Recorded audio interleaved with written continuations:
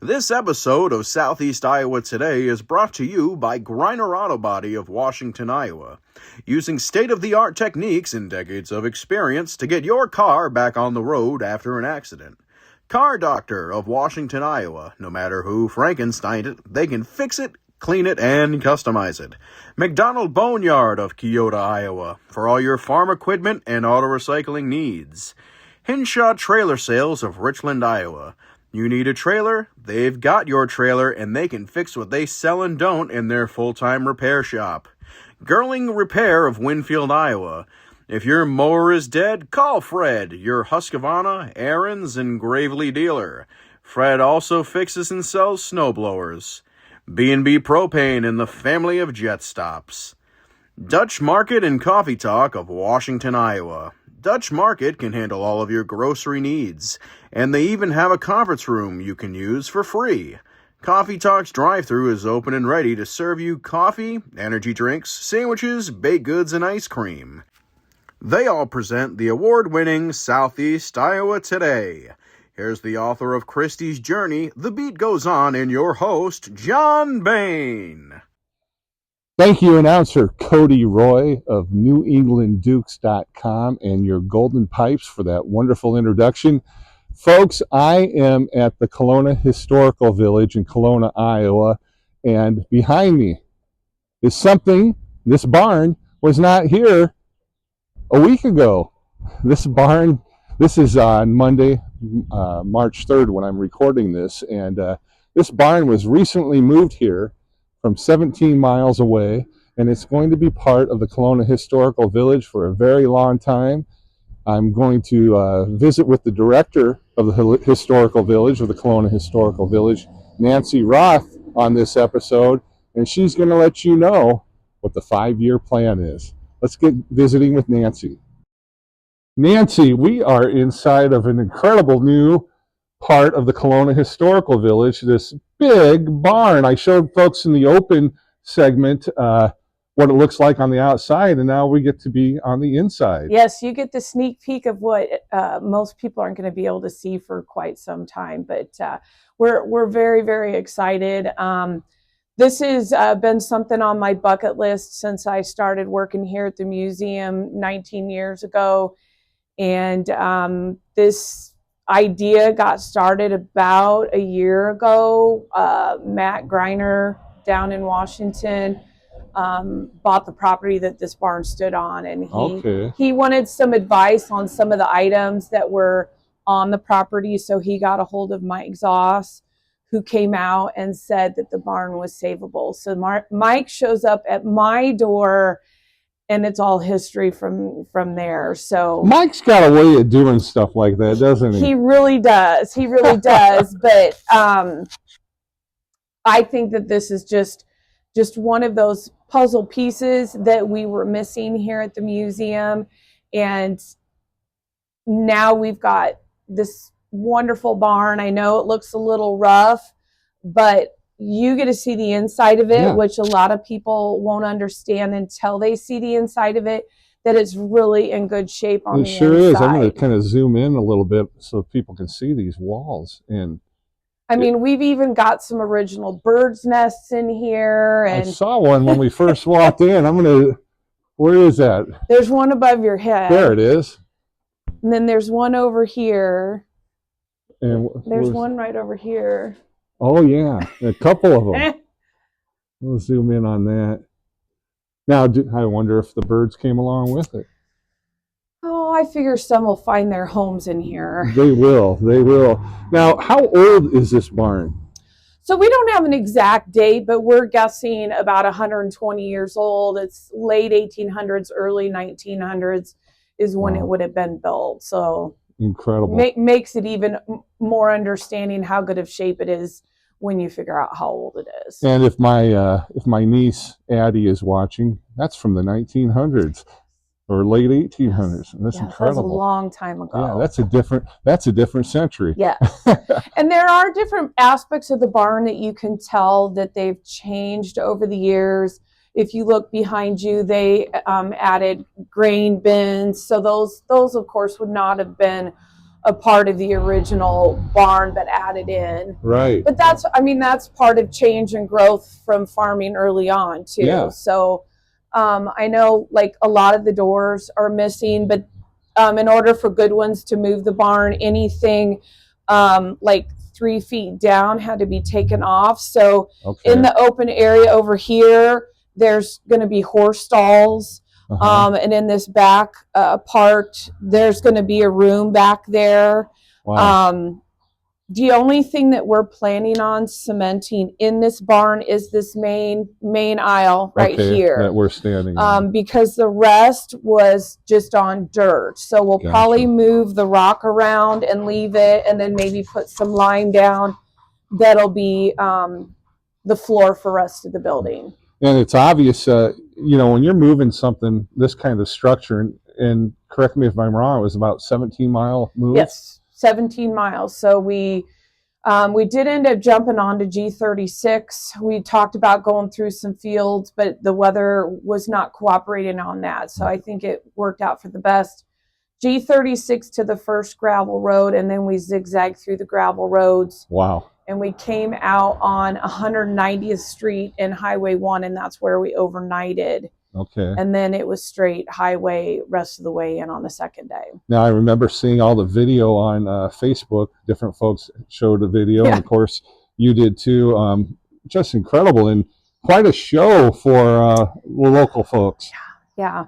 I mean, we hope that we didn't anger too many people when they couldn't get through on the roads and stuff, but we're hoping that they were just as excited as we were. And I have a suspicion they were, or even more excited. I hope so, because I said it's pretty majestic. I mean, it's just it's big. Yeah, you know, it's 42 foot tall, and to see that thing rolling down the road. I know my daughter shared with me a video that she found on social media that says, you're from Iowa without saying you're from Iowa, and hear the barns going down the road. So, and she lives in Illinois. So I thought that was kind of funny. Yeah. That could almost be a t-shirt. It could. It sure could, because you're exactly right with that. You don't see that every day. And obviously, besides just moving it, taking it from one spot to this spot, the planning for that, I'm looking, and you're on a freshly poured foundation here. I mean, this whole idea just doesn't happen overnight. No, I don't feel that there was as much work for me particular. My contractor, Jake Snyder, he's the one that went through the whole depot renovation with us. Okay. He has a connection with history, and so I'm like, hey, would you want to be a part of this barn project? And so he was crazy enough that he agreed. So he couldn't say no. He's got a lot of time and hours in. I know one thing that he spent a lot of time with is this barn is not symmetrical. It's old. So he spent a lot of time down on the site when it was still down there, measuring every corner so that he could get the right numbers. Hirschbergers came in and poured the foundation for us. And as you can see, we're pretty spot on. I know it is. I know he and I were very, very nervous when this was coming around the corner, and it just seemed like the barn was bigger than the foundation. And so, there was a little bit of mental stress going on there. But when you could see the drone footage from up above, you could tell that it was going to be pretty dang close. So, quarter of an inch is what I'm hearing, that maybe we're off on a few little corners. But I mean, what can you say? This is incredible. And same with the Hirschberger What I can crew. say is math is our friend. Kids. Yes, because he did an awesome job on getting that all figured out. But he's got the time and effort into trying to make sure everything here was correct and ready to go.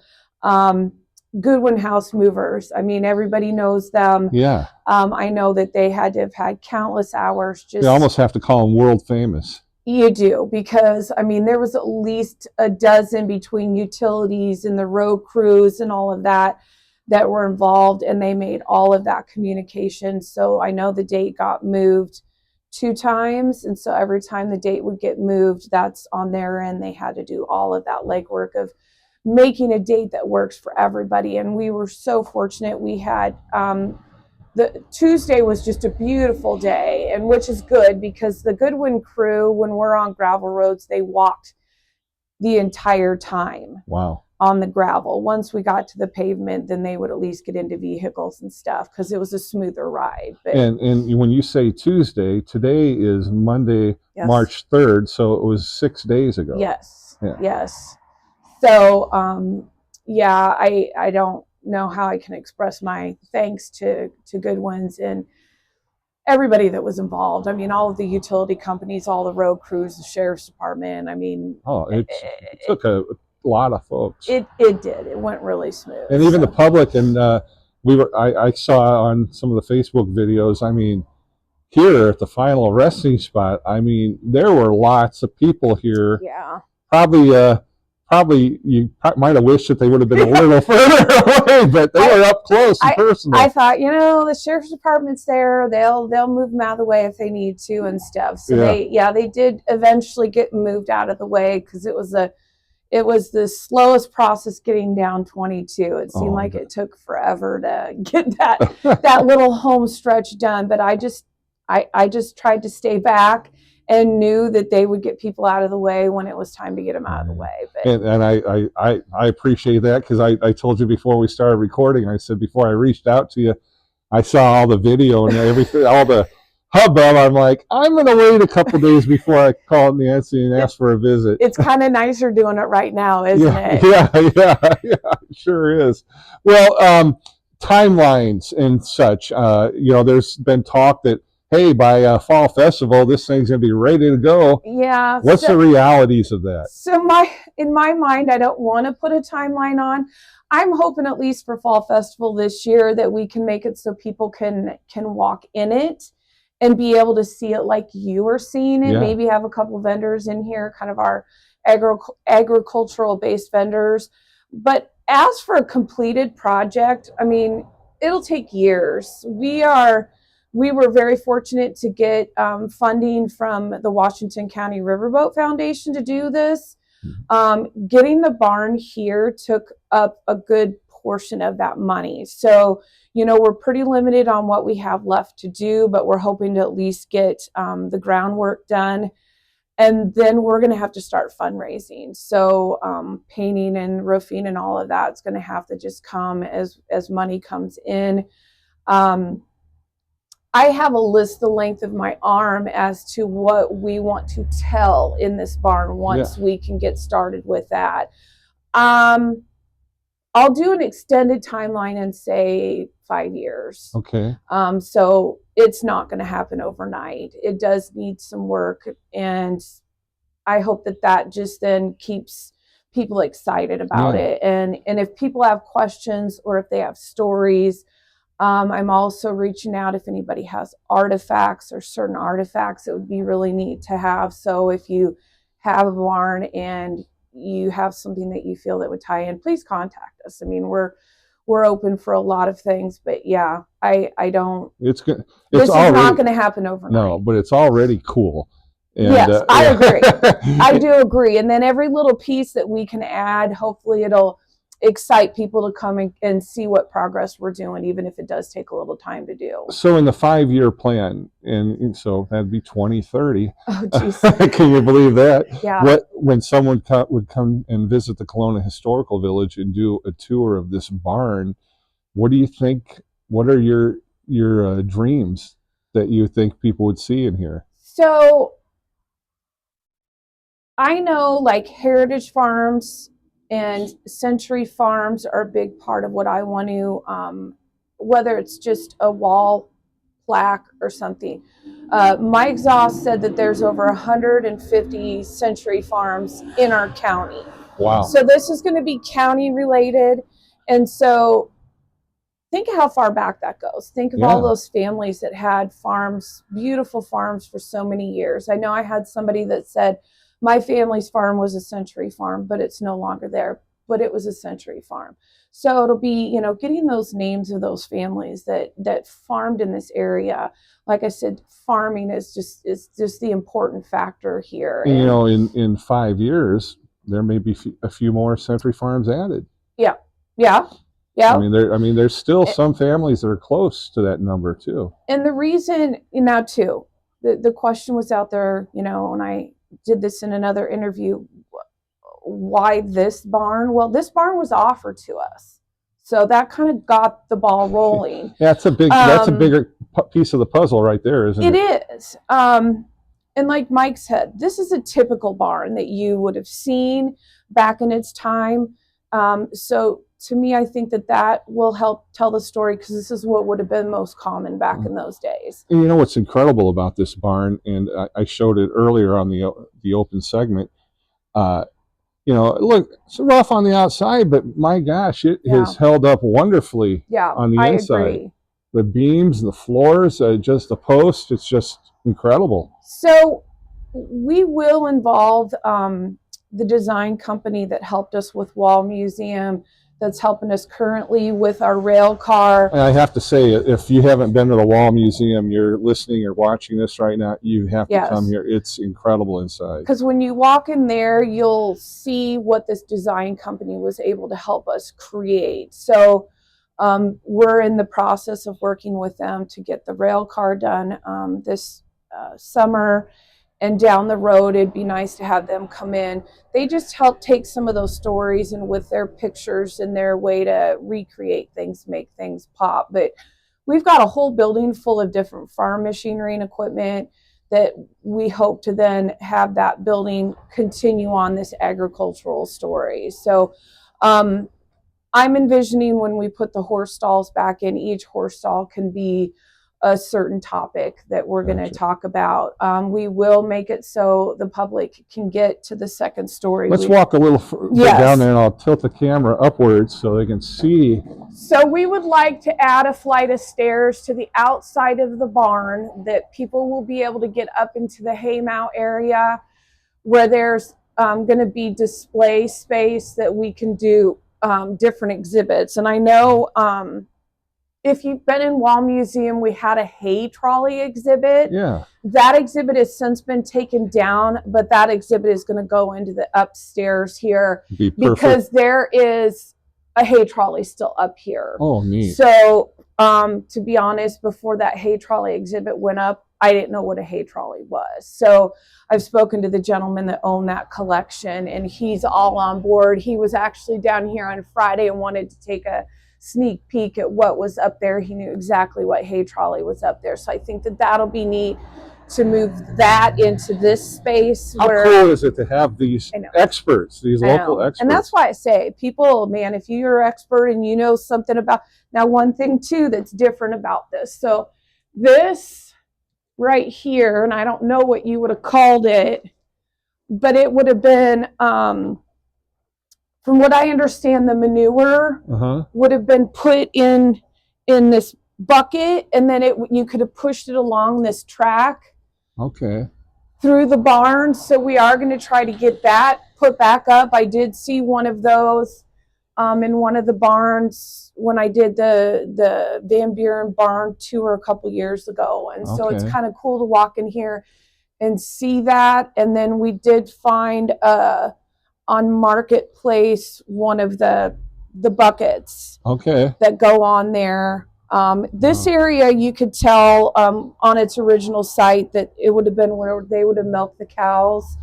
So we are going to try to recreate some of the cement blocks or whatever that separated certain things in here. Now, one thing that you can't see now, but in front of every door in the barn was a little picket fence. And they said that what they would do is they'd slide the doors open, and the picket fences would keep the livestock from going out, but it was like a ventilation system. Fresh air in. And so I've never been in a barn that had a picket fence on every single door. So I think that's a unique piece to it that I'm excited for people to be able to see. That is really something. Well, you have been a real sport. It's chilly out here today, so I don't want to keep you. Well, I'm excited to get to show you this firsthand. It's wonderful. I really appreciate the opportunity, and I know my audience will. They're going to love seeing this.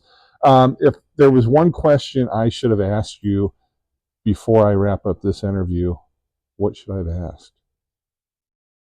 I think we covered quite a bit. I don't know. When we get closer on the depot, can I come back and? Absolutely. All right. Well, yeah, because we're excited about getting the car ready to tell its story. That's going to be fun. Well, Nancy, I'm looking at the timer on the recorder right now. We're at 18 minutes and 17 seconds of podcast excellence. I can talk, can't I? You and I both can talk. Yeah, that's right. Well, thank you so much. John. I wish you all the best, and I can't wait to be still doing this in 2030 and come back and see the dream fulfilled. Thank you, John. Thank you so much to Nancy Roth of the Kalona Historical Village for letting us go inside this very cool barn. Thank you for watching. Thanks to my sponsors, Griner Auto Body, Car Doctor, McDonald Boneyard, Hinshaw Trailer Sales, Girling Repair, B&B Propane and the family of Jet Stops, Dutch Market, and Coffee Talk. I'm your host, John Bain. Stay friendly, Southeast Iowa.